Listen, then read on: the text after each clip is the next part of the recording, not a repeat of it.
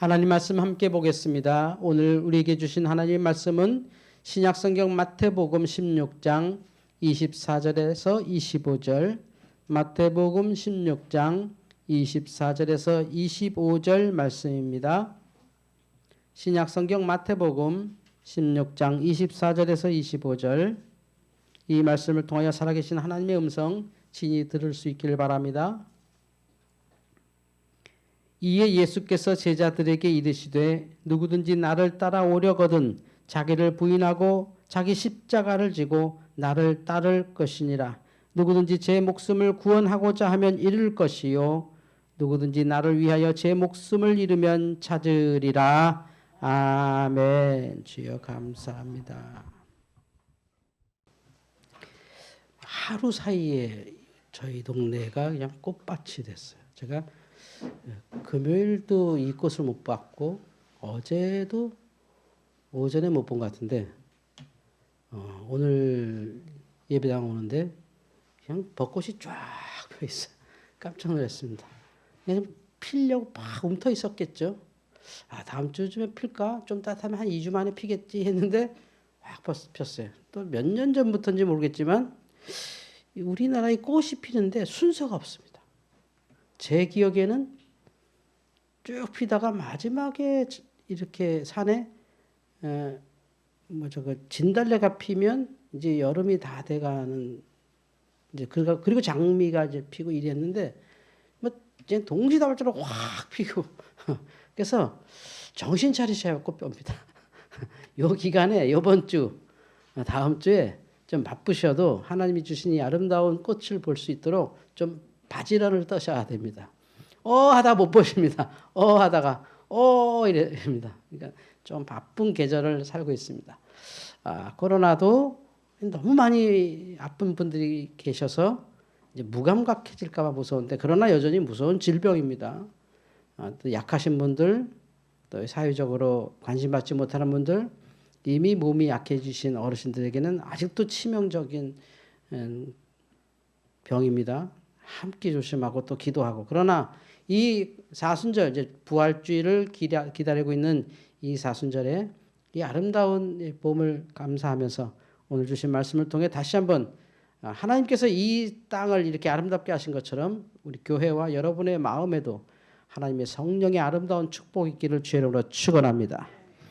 오늘 마태복음 16장, 아마 기독교인들이나 비기독교인이나 요한복음 3장 16절 딱 떠오르면 그 대표적인 요한복음 3장 중생 거듭남, 예수님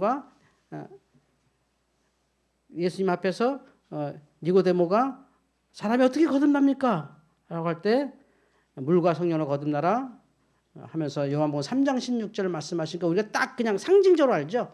성경하면 요한복음 3장 16절. 성경에 어마어마한 구절이 많은데 그중에 하나만 딱 집어라 하면 요한복음 3장 16절. 보통 그렇게 얘기하거든요. 그런 것처럼 각각의 책들마다, 성경의 책들마다 대표적인 구절들이 있는데 오늘 우리가 보고 있는 마태복음에는 특히 마태복음 16장 그러면 떠오르는 말씀이 있어요. 마태복음 16장 하면 베드로의 신앙 고백입니다. 마태복음 16장 16절, 17절, 18절. 주는 그리스도시요 살아계신 하나님의 아들이십니다 라고 하는, 그때부터 지금까지 수많은 신학자들이 예수님에 대해서 정의하고 믿음이 무엇인지, 우리가 무엇을 믿는지를 끊임없이 정립해도 결국은 딱 정리되는데 베드로의 신앙 고백입니다. 주는 그리스도시요 살아계신 하나님의 아들이십니다. 그것이 마태복음 16장 16절 나오거든요. 그 말씀으로 예수님은 너무 기뻐하셔서 베드로에게 베드로라는 이름을 주시고, 베드로가 베드로 되는 신앙 고백이죠. 시몬이었던 베드로가 베드로라는 이름으로 예수님이 직접 지어주시고 그 위에 교회를 짓겠다고 하실 정도로, 내가 네 위에, 곧 베드로의 신앙 고백이죠. 그 너희들이 믿는 그 믿음으로 교회를 짓겠다고 하셨거든요. 많은 분들이 어설프게 성경을 알고 예수님은 교회를 싫어하셨어. 왜냐하면 예수님은 교회를 안 나가셨어. 예수님 때는 교회가 없었던 거 맞죠. 그러나 교회라는 용어가 없었던 것이지 교회가 없었지 않죠. 주님과 함께 제자들의 공동체가 교회잖아요. 뭐 이렇게 어설프게 말하지만 사실은 그 교회라는 용어를 예수님께서 말씀해 주신 거예요. 예수님이 교회를 말씀하신 분이에요. 근데 이 성경을 애매하게 어설프게 아시고 또 이상한 뭐 이렇게 얘기 듣고 막 유튜브에 떠도는 반기독교적인 얘기 듣고 그냥 저것들은 지들끼리 막 뭐 예수를 신격화하고 뭐 이런다라고 이렇게 말하는 게 너무 이렇게 노이즈죠, 노이즈. 막 이렇게 들리는 세상 속에 사는데 주님께서 베드로 위에 말씀하셨거든요. 내가 네 위에 이 반석 위에 내 교회를 세우리니 음부의 권세가 이기지 못하리라. 어마어마한 말씀이 여기 올라온 거예요. 그런데 이 신앙 고백, 베드로의 신앙 고백이 나고 나서 드디어 주님이 처음으로 그 신앙은 어딜 향해 가야 되는지, 그러니까 주님의 속마음을 이제 말할 수 있는 단계까지 간 거예요. 주님의 속마음, 주님의 진짜 마음을, 주님의 진짜 일정을 얘기하는데 그게 바로 십자가였습니다. 베드로의 신앙 고백이 나오고 나서 말씀에 예수님께서 이제 비로소 주님이 어떻게, 그래서 21절 보면 16장 21절 보면 이렇게 얘기해요. 이때로부터, 이때가 언젠가요? 베드로가 신앙 고백하고 주님이 어떤 분인지 제자들이 확실하게 정립한 그때 주님은 그리스도십니다. 메시아입니다. 이 뜻이죠. 구세주십니다. 그리고 살아계신 하나님의 아들이십니다라고 하는 완벽한 주님의, 이걸 어려운 말로 기독론이라고 하는데 주님이 누구냐를 완벽하게 신앙 고백했죠. 우리가 결국 믿는다고 하는 건 주님이 누구냐를 끊임없이 고백하는 건데 그걸 베드로가 완성했단 말이죠. 그때부터 이제 너에게 내가 이 말을 해주면 되겠다 하면서 하신 말씀이 어떻게 죽을 것이고 어떻게 장로들에게 고난받고 어떻게 십자가의 모진 고통 속에 나는 죽을 것이다 라는 얘기를 처음으로 주님이 하신 거죠. 우리는 교회를 다니고 십자가를 늘 이렇게 아름답게 보기 때문에 예쁘게 보니까 십자가 그러면 은혜롭게 느껴지죠.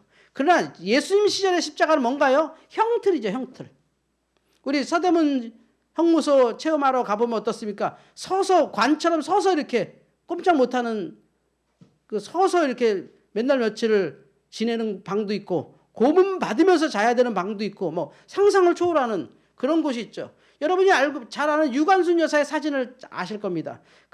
이렇게 유관순 여사의 사진은 실제 유관순 여사의 진짜 얼굴이 아닙니다. 고문받아 퉁퉁 부른 얼굴입니다. 그 얼굴은 부모님도 못 알아봅니다. 너무 고문을 심하게 받고 얼굴이 부은 얼굴이 우리가 사진으로 갖고 있는 그 죄수복 입은 유관순 열사의 얼굴이죠. 실제 유관순 열사의 얼굴에서 붓기를 쫙 빼면 전혀 다른 아가씨가 나옵니다. 학생이죠, 물론. 전혀 다른 중학생, 고등학생이 나와요. 그런 거가 당시의 십자가였단 말이죠. 근데 주님이 그런 끔찍한 십자가를 이제 하기 시작한 거죠. 뭐냐면 신앙 고백이에 진짜 그 신앙 고백에 우리가 믿고 살아가는 것이 무엇이냐 할 때 십자가의 길을 이제 말씀하시는 거예요. 찬물을 끼얹는 것 같은 느낌이죠. 그런 거였어 이런 느낌. 그때 16절에서 18절까지 베드로가 신앙 고백을 했던 그 주님께 너무 칭찬을 받고 너는 베드로다 내가 네 위에 교회를 짓겠다 할 정도로 칭찬을 받았던 베드로가 그 얘기에 바로 반응합니다. 21절 이때로부터 나왔잖아요. 22절에 이렇게 얘기합니다. 베드로가 예수를 붙들고 항변하여 이르되 주여 그리 마옵소서. 무슨 소리 하시는 거예요 지금. 이 일이 결코 주님께 미치지 않습니다. 아니 우리 주님이 그리스도시고 살아계신 하나님의 아들이신데 무슨 주님이 그런 흉측한 십자가에서 처형당한다는 소리 하십니까? 무슨 죄가 있으시고 왜 그런 일을 당하셔야 됩니까? 지금 주님께서 어마어마한 능력으로 사람들을 막 끌어모으면 이 로마도 없고 저 율법주의 유대에도 뒤집고 전혀 새로운 세상이 올 것 같은데 그리 마옵소서 하고 항변하더라는 거죠.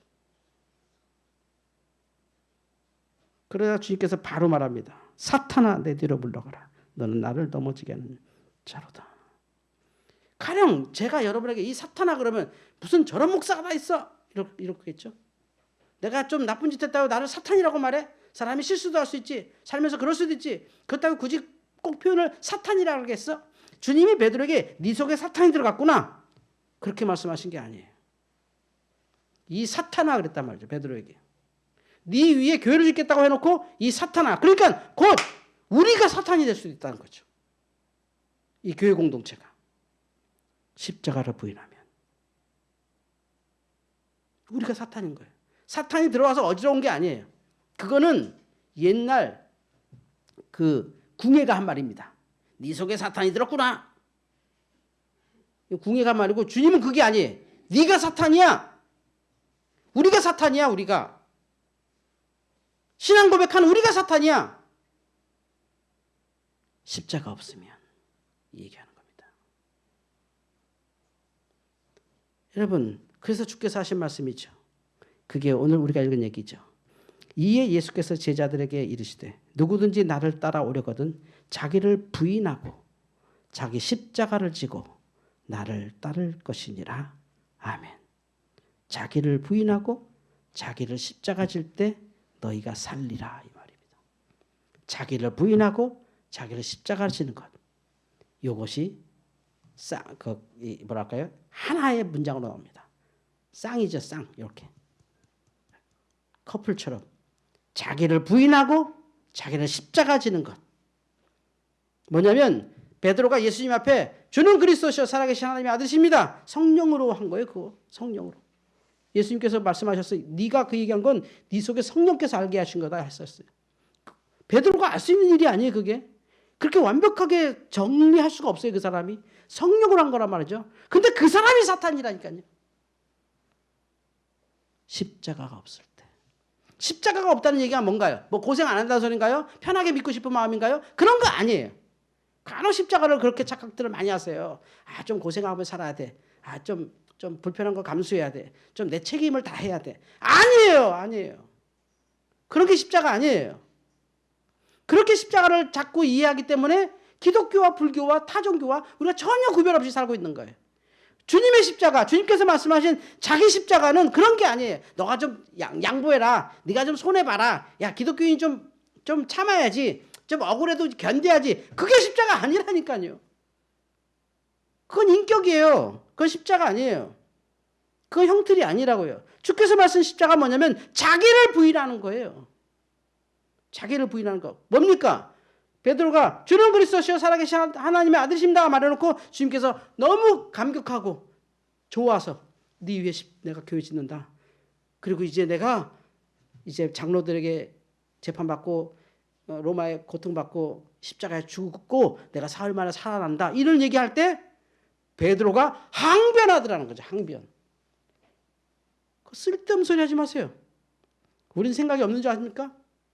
당신만 옳은 줄 압니까? 이렇게 바뀌었다는 거죠. 자기 부인이 뭔데요? 그걸 꺾는 거거든요. 사람이 왜 생각이 없겠어요? 왜 경험이 없겠어요? 왜 판단이 없겠어요? 다 있지. 그런데 우리는 항변하는 것이. 그걸 부인하라는 거죠. 자기 부인.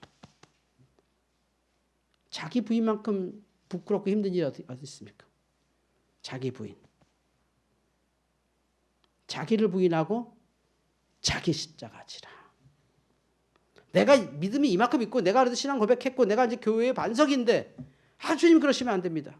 내가 아주 뭐 나를 위해서 말씀하는 것도 아니고요. 제가 교회를 위해서 죽을 수도 있고 내가 주님을 위해서 뭐든지 할 수 있는데 주님 그 말씀은 안 됩니다. 이게 십자가를 안 지는 거죠. 십자가를 지는 것은 자기를 부인하는 거다는 거죠. 물론 우리가 사람이라 생각이 있고 또 나름대로의 경험이 있고 또 능력이 있고 자신감이 있습니다. 주님의 십자가 앞에서 그걸 부인해버리는 겁니다. 사도 바울이 많은 공부하고 많은 율법도 공부하고 수사학도 공부하고 로마에 할 수 있는 공부 정말 로마 사람들도 못하는 그 모든 공부를 하고 주님을 만났을 때 너무나 당연하게 주님을 만나고 나니 이게 다 분토만도 못한 거구나. 이게 자기 부인인 거예요. 어마어마한 게 있죠 속에. 그건 아무것도 아닌 거죠. 주님의 십자가를 통해서 해결되는 율법도 해결되고 세상의 법도 해결되고 세상의 그 모든 불의와 죄와 사망의 고리가 십자가로 확 풀어지는 거 보고 그냥 자기가 알고 있는 모든 걸 그냥 부인해버리는 거예요. 아무것도 아닙니다. 그게 자기 십자가를 지는 것이죠. 여러분, 팬데믹으로 인해서 지구상이 생존에 대한 싸움을 합니다. 누가 살아갈까? 지금 전쟁도 일어납니다. 이 팬데믹 시대에 할 것도 다 합니다. 아마 북한은 좀 있으면 핵무기도 아마 꽝 한번 터뜨릴 겁니다. 분명히 합니다. 예수님께서 말씀하셨거든요. 그날에 시집 가고 장가 가고 땅 팔고 집 팔고 할 일 다 한다. 그러나 은밀하게 주님은 오신다. 하나님의 세계는 오고 있어요. 막 전 세계가 막 로마로 막 통치가 되고 전 세계 막 호적하러 다닐 때 예수님께서 초림하셨을 때 아기 예수를 베들레헴에 조용히 오셨거든요. 아무도 몰라가지고 동방 박사와 양치는 목자들만 알아봤잖아요. 초림하신 주님은 그렇게 오셨는데 재림하신 주님은 이 혼탁한 시대 자기 할 일 다 하고 뭐 주식이 어쩌고 뭐 어쩌고 뭐 어쩌고 뭐 아파트 값이 어쩌고 뭐 내 자식이 어떻게 됐고 막 그런 세상 속에서 하나님 주님께서는 재림하실 때는 그냥 공중에서 재림하신다 그래요. 다 알게. 그날이 오고 있는 거예요. 오고 있는 게 지금 이 시대인데 주님께서 분명히 얘기하죠. 그럼 누가 진짜 믿는 거냐 할 때 자기를 부인하고 자기 십자가를 지고 나를 따르라. 이거를 좀 고생 좀 해. 예수 믿는 건 고생하는 일이야. 힘든 일이야. 좀 참아야 되는 일이야. 좀 겸손해야 되는 일이야. 좀 양보해야 되는 일이야. 좀 견뎌야 되는 일이야. 그런 뜻이 아니라니까요. 죽는 일이에요. 자기를 부인하는 거예요. 그냥.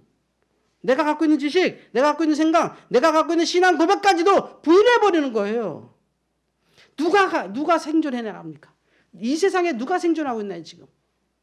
강한 사람이 생존하나요? 찔긴 사람이 생존하나요? 지금 이 세상에서 살아가는, 이 세상에서 지금 강력하게 살아가는 모든 사람이든 기업이든 정치든 딱 하나입니다. 그건 교회까지 포함되는데요. 여러분 개인도 포함되는데요. 누가 살아날 수 있는지 아십니까? 변화되는 사람입니다. 변화되는 국가, 변화되는 사회, 변화되는 회사, 변화하는 교회. 지금 교회가 왜 전도 안 된다고 막 애를 써요? 왜일까요? 안 바뀌니까. 그냥 큰 집 하나 져놓고 거기 십자가 큰 거 걸어놓고 그냥 쿵쾅쿵쾅 노래하면서 안 변하니까. 어느 순간에 청년들은 사라지고 아이들이 앉아있을 곳은 없고 변하지 않으면 생존할 수 없는 걸. 그게 종교개혁이고 그게 초대교회고 그게 예수 믿는 일인데 그게 자기 부인인 거죠. 자기 부인. 내가 해봤는데 그게 아니란 거죠. 그걸 부인해야죠. 그게 자기 부인입니다. 내가 첫째 키워봤는데 이래. 둘째 키워봤는데 이래. 막내 키워봤는데 이래. 그래도 그거는 부인해야 되는 겁니다. 너무 많이 세상이 가는데 내가 해봤는데 요즘 제일 많이 얘기하는 게 라떼는 말이야. 라떼는 요새 마시는 음료수에 비해서 라떼는 그러면 다 싫어한다는 거죠. 이게 옛날에는 나이 든 사람들만 그랬는데 이제는 젊은이들끼리도 라떼는 이러거든요. 안 변한 거에 대해서 수용을 못하는 거예요. 주님의 복음을 받아들이고 주님의 신앙 고백했을 때 어디까지 부인해야 되느냐? 주님이 십자가 지는 것까지 인정해야 된다는 거죠. 우리가 생각하기에 십자가는 형틀이고 죄진 사람이고 억울하든 어쨌든 그 본인으로서야 억울하든 어쨌든 그거는 영광스럽지도 않고 부끄럽고 수치스러운 죽음이에요. 분명히. 근데 주님은 거기까지 신앙으로 보게 하는 것이죠. 이게 자기 부인이에요. 죽어도 사람이 병들어 죽을 수도 있고 뭐 어쩌다 죽을 수 있지만 십자가는 죽지 마라. 당시에 하는 말이거든요. 다 몰라도 아무리 나쁜 짓 해도 십자가에선 죽지 마라.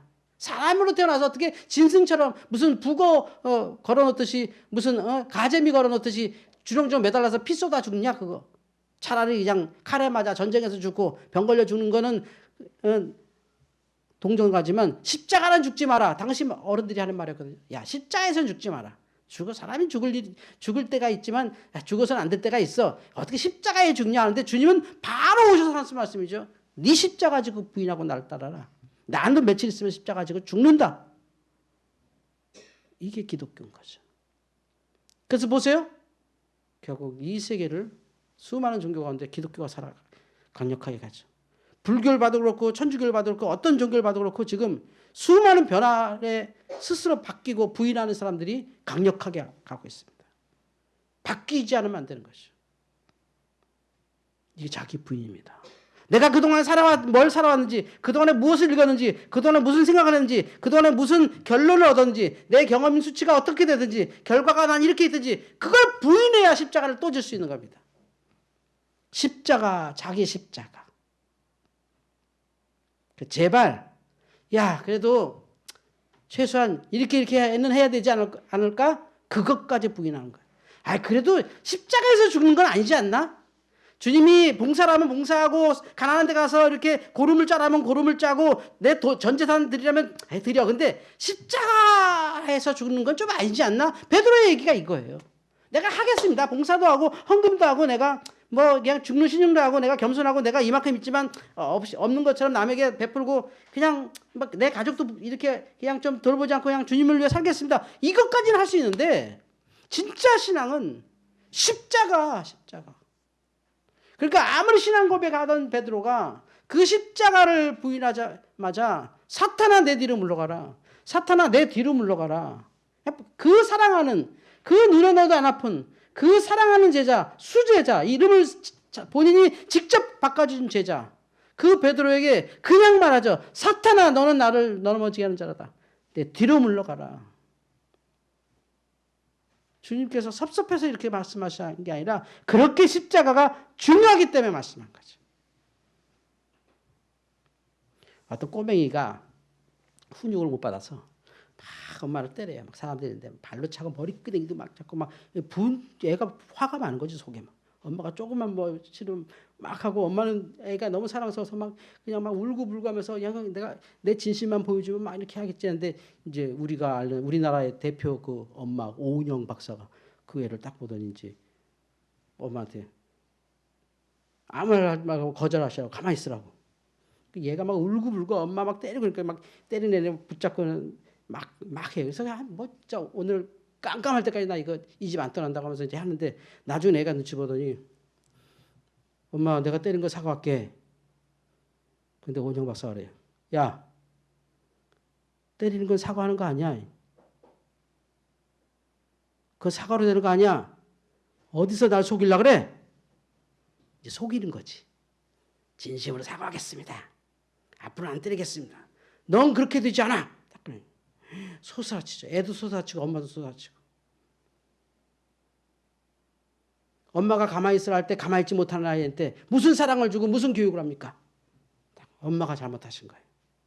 얘가 크면 바뀐다고요? 안 됩니다. 폭력을 행사하는 것 앞에 얘가 사과했으니까 잘하겠지. 서로 울면서 끌어놨으니까 이제 화해했겠지.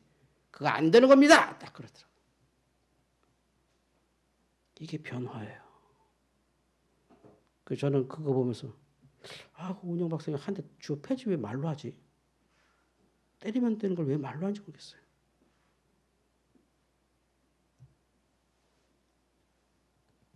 우리가 십자가를 진다고 하는 게 이게 자기 부인이거든요. 내가 이 사랑하는데, 내가 낳았는데 누구나 그건 공감합니다. 죽으라면 죽을 수도 있습니다. 자식을 위해서. 아십니까? 바로 죽을 수 있습니다. 여기 있는 모든 부모님들 저도 부모지만 확실해요. 자식을 살린다면 지금 5초 안에 죽어야 된다면 저는 1초 안에 죽습니다. 그게 확실한 일이라면. 그러나 자기를 부인하는 건 십자가 지는 일이에요.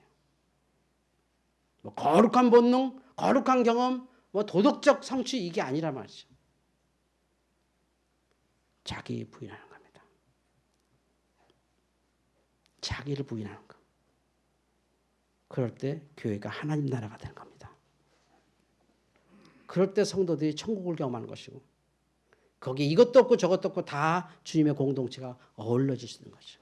자기를 부인하는 것. 우리가 어디 모임만 가도 내가 이 자리에 앉는 게 맞나? 저 자리에 앉는 게 맞나? 저 사람하고 얘기하는 게 맞나? 이 사람하고 얘기하는 게 맞나? 사람은 본능적으로 쫙쫙쫙쫙 갈라지잖아요. 근데 교회는 자기를 부인하는 것입니다. 십자가 지기까지. 그 정도 믿으셨으면 될 것 같은데요. 그 정도도 훌륭한 믿음 아닙니까? 라고 하는데 주님은 이 사순절에게 우리에게 그렇게 말합니다. 사탄아 내 뒤로 물러가라. 너는 나를 넘어지게 한 자라. 자기를 부인하고 자기 십자가를 지고 나를 따를 것이라. 주님이 지금 어디로 가는데요? 골고다 십자가를 향해 갔잖아요. 자기 부인하고 자기 십자가를 지고 그 골고다까지 따라가야 생명을 얻을 것이다. 그런 것 같은 신앙, 그런 것 같은 삶은 이 세상에 많죠.